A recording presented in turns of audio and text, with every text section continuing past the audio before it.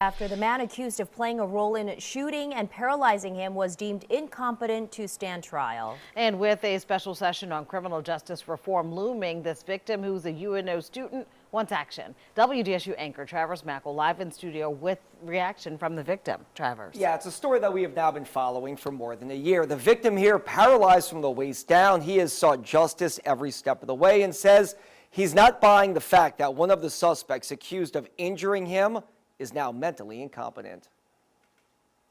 Sunday was a celebration. Over 2,000 watched on as former Attorney General Jeff Landry took the oath of office to become Louisiana's next governor. One of the people in Baton Rouge watching, Noah Hansard, a UNO student shot and injured last year during a botched robbery. Why are you here, Noah?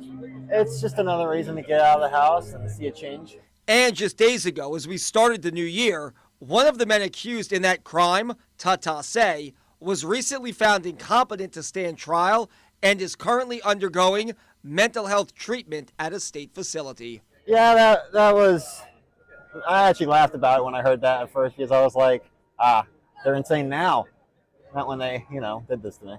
Hansard is a supporter of reforming the criminal justice system, as one of the people accused of injuring him is a juvenile who will be tried as an adult. Hansard supports the idea of making names of juveniles arrested for violent adult crimes public and possibly closing any loopholes that delay justice, like the temporary mental health issue he's dealing with now.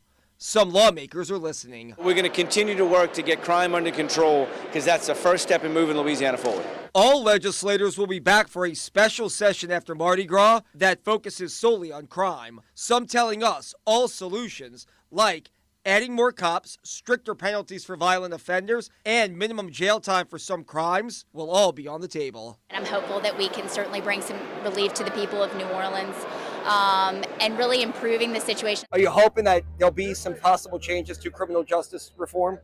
There's always that hope. But it's just we're taking one step in the right direction. That special session on crime is set to get underway the Monday after Mardi Gras, February 19th. As for Tata Say, he will have another hearing next month to determine if his mental competency has been restored. Sala. Travers, thank you.